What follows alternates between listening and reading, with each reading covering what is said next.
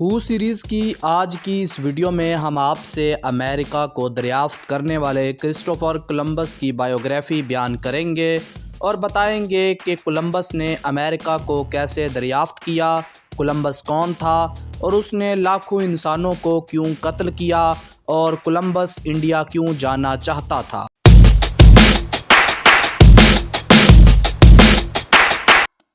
دوستو، 15ویں صدی عیسوی میں جب مسلم ترکوں نے ایشیا اور یورپ کو ملانے والا واحد زمینی راستہ یعنی استنبول شہر فتح کیا تو یورپ کا مکمل طور پہ ایشیا سے رابطہ ٹوٹ گیا۔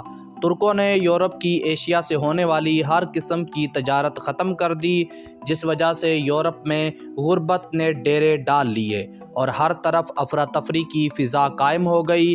اس ایک رابطہ ٹوٹنے سے یورپ میں انفلیشن، بے روزگاری عروج پہ پہنچ گئی اور پورا یورپ بھوک سے بلبلا اٹھا۔ یورپینز اب کسی بھی طرح سے ایشیا میں داخل نہیں ہو سکتے تھے۔ ایسے میں اٹلی کے شہر جنیوا کے ایک شخص کرسٹوفر کولمبس نے یہ کلیم کیا کہ وہ ایشیا میں جانے کا ایک چھوٹا سمندری راستہ جانتا ہے۔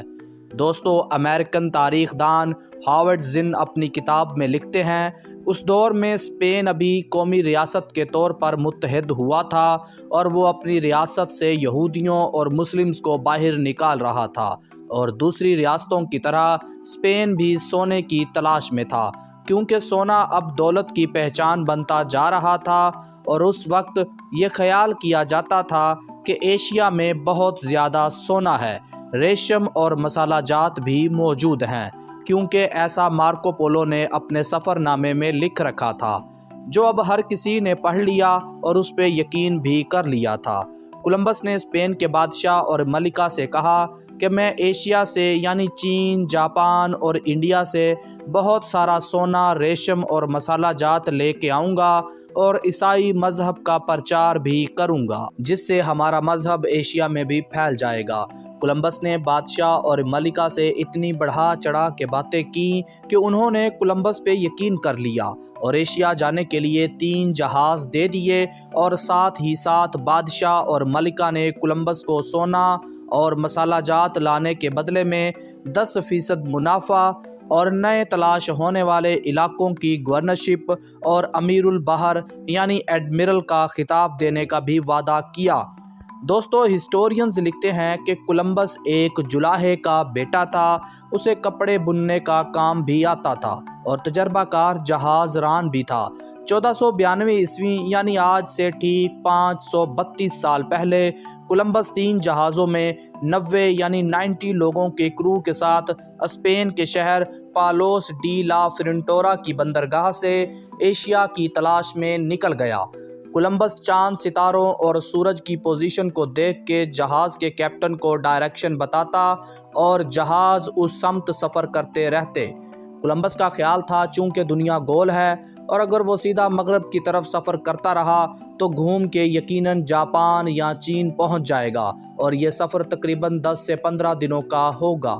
لیکن دنیا گول تو ضرور ہے، مگر دنیا صرف یہی نہیں تھی جو کولمبس نے دیکھ یا سن رکھی تھی، بلکہ کولمبس ایک نئی دنیا کی طرف جا رہا تھا، جس دنیا کو کولمبس خود بھی نہیں جانتا تھا اور نہ ہی اس دنیا کے لوگ کولمبس کی دنیا کو جانتے تھے۔ جب 15 دن گزر گئے تو کولمبس کا کرو کولمبس کے خلاف ہونے لگا اور واپس جانے کے لیے احتجاج کرنے لگا، کیونکہ ان لوگوں کو اب بس سمندر میں اپنی موت نظر آنے لگی تھی اور کولمبس سے یقین بھی اٹھنے لگا تھا، مگر کولمبس نے واپس جانے سے انکار کر دیا، سونے کی لالچ دینے لگا۔ مزید کچھ دن گزرنے کے بعد جہاز کا عملہ کولمبس کو مارنے کا منصوبہ بنانے لگا۔ اب کولمبس کو اپنی موت سامنے نظر آنے لگی، مگر پھر بھی کولمبس کا ایشیا تلاش کرنے کا جنون کم نہ ہوا۔ پھر ایک دن اچانک آسمان پہ کچھ پرندے اڑتے نظر آئے۔ ان پرندوں کو دیکھ کے جہاز کے عملے کی جان میں جان آئی اور تینوں جہازوں میں خوشی ہی خوشی نظر آنے لگی۔ کولمبس نے فوراً جہاز ران کو حکم دیا، جس طرف یہ پرندے جا رہے ہیں اس طرف جہازوں کے منہ موڑ لو، زمین قریب ہی ہے اور اب ہم ایشیا پہنچ گئے ہیں۔ اب جہاز ان پرندوں کے تعاقب میں لگ گئے۔ 3 دن تک جہاز چلتے رہے مگر کوئی زمین نہیں ملی۔ اب کولمبس کے کرو نے تنگ آ کے کولمبس کو گھیر لیا اور کہا یا تو واپس چلو یا پھر ہم تمہیں یہیں قتل کر دیں گے۔ کولمبس نے جہاز کے عملے سے 3 دن کا وقت مانگا اور کہا کہ اگر 3 دن میں ہم ایشیا نہ پہنچ سکے تو جہاز واپس موڑ لیں گے۔ جہاز کے عملے نے کولمبس کی بات مان لی اور 3 دن کے لیے سفر جاری رکھا۔ انہی 3 دنوں میں کولمبس کو رات کے وقت دور سے ایک لائٹ یعنی روشنی دکھائی دی۔ اب کولمبس کو یقین ہو گیا کہ زمین قریب ہی ہے۔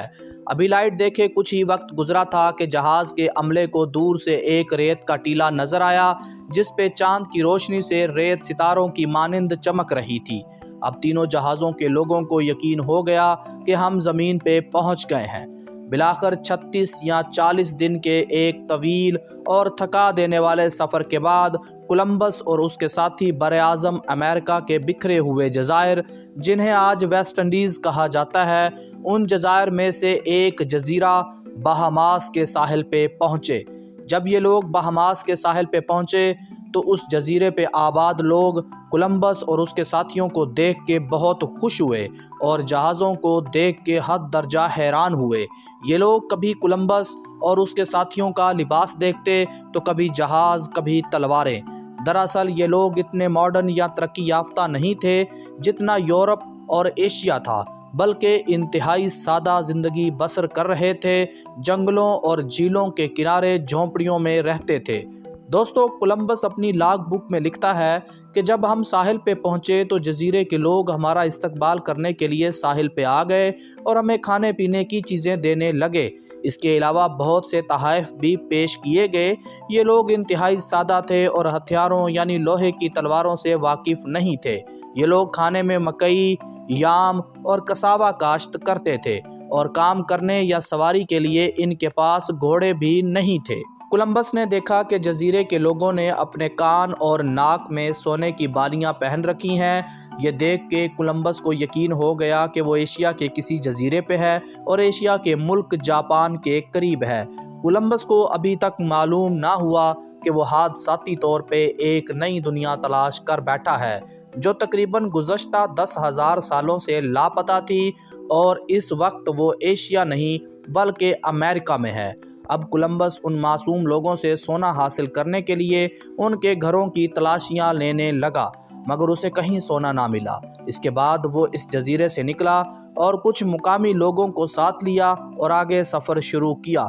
یہ اب بہاماس سے نکل کے کیوبا چلا گیا، مگر اسے کیوبا میں بھی کوئی سونا نہ ملا، اور وہ کیوبا سے نکلا تو ہسپینولا نامی ایک جزیرے پہ پہنچ گیا۔ کولمبس سمجھ رہا تھا کہ وہ ابھی تک ایشیا کے چھوٹے موٹے جزیروں پہ پہنچا ہے، وہ چین اور جاپان نہیں پہنچا۔ جب کولمبس ہسپینولا جزیرے پہ پہنچا تو وہاں مقامی لوگوں نے اس کا بہترین استقبال کیا، اور اس جزیرے پہ کولمبس نے دیکھا کہ دریاؤں اور نہروں میں چھوٹے چھوٹے سونے کے ذرے ریت میں چمک رہے تھے۔ تو کولمبس کو یقین ہو گیا کہ یہاں بہت زیادہ سونا موجود ہے، مگر یہ لوگ ہمیں سونا دینا نہیں چاہتے۔ تو اس نے واپس اسپین جانا چاہا تاکہ بڑی فوجی مدد لے کے واپس آئے اور یہاں سے سونا تلاش کیا جائے۔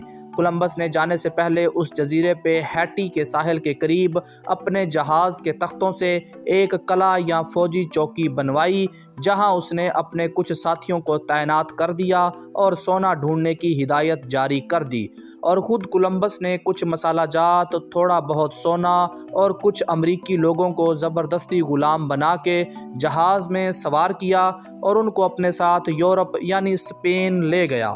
اسپین پہنچ کے اس نے اعلان کیا کہ اس نے ایشیا کا نیا سمندری راستہ تلاش کر لیا ہے اور وہاں بہت زیادہ سونا بھی موجود ہے۔ اسپین کی حکومت نے کولمبس کی باتوں اور لائے گئے غلاموں، مسالہ جات اور سونے کی وجہ سے اس پہ یقین کر لیا اور اسے ایڈمرل یعنی امیر البحر کا خطاب بھی دے دیا۔ اب کولمبس نے اسپین کے حکمرانوں کو اپنی چکنی چوپڑی باتوں سے متاثر کرنا شروع کر دیا۔ سونا، مسالہ جات اور غلاموں کی لالچ دے کے اسپین کے حکمرانوں سے 17 بحری جہاز، 1300 سے 1500 لوگوں کا کرو، شکاری کتے، تلواریں اور بندوقیں لے کے دوبارہ وہ اپنے خیال کے مطابق ایشیا کی طرف چل پڑا، جو کہ وہ حقیقت میں امریکہ کی طرف جا رہا تھا۔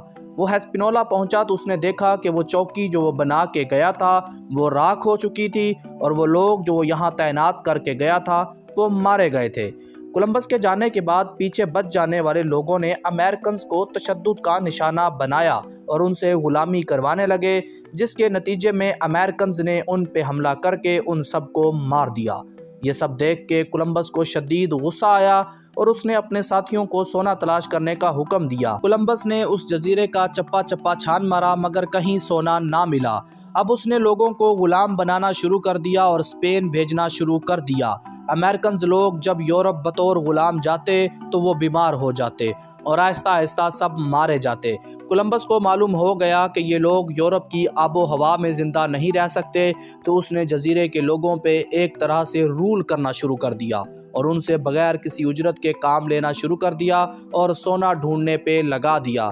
دوستو، ہسٹورین ہاورڈ زن لکھتے ہیں کہ کولمبس نے 14 سے زیادہ عمر کے تمام لوگوں سے ہر 3 مہینوں کے بعد ایک خاص مقدار میں سونا جمع کرانے کا حکم دیا، اور جب وہ لوگ سونا جمع کرانے آتے تو ان کے گلے میں لٹکانے کے لیے تانبے کا ایک ٹوکن دے دیا جاتا، اور اگر کوئی ٹوکن کے بغیر نظر آتا تو اس کے ہاتھ کاٹ دیے جاتے اور وہ خون کے بہہ جانے سے تڑپ تڑپ کر مر جاتا، اور جو لوگ بھاگنے کی کوشش کرتے ان پر کتے چھوڑ دیے جاتے اور کتوں کے ذریعے مار دیا جاتا، اور جب امریکی مزاحمت کی کوشش کرتے تو یورپین ہتھیاروں کے سامنے بے بس ہو جاتے، جس کے نتیجے میں لوگوں کو پھانسی لگا دی جاتی یا زندہ جلا دیا جاتا۔ یورپین سے پریشان مقامی لوگوں نے جوک در جوک زہر کھا کے مرنا شروع کر دیا، جبکہ دودھ پیتے بچوں کو اسپینش لوگوں سے بچانے کے لیے خود مار دیتے تھے تاکہ بچوں کو غلام بنا کے اسپین نہ لے جائیں۔ دوستو، کولمبس کی اس مہم کا سب سے مستند حوالہ بارٹولومے ڈی لاس کیساس کی کتاب ہے، جو کولمبس کے فوراً بعد اسپین سے امریکہ گیا تھا۔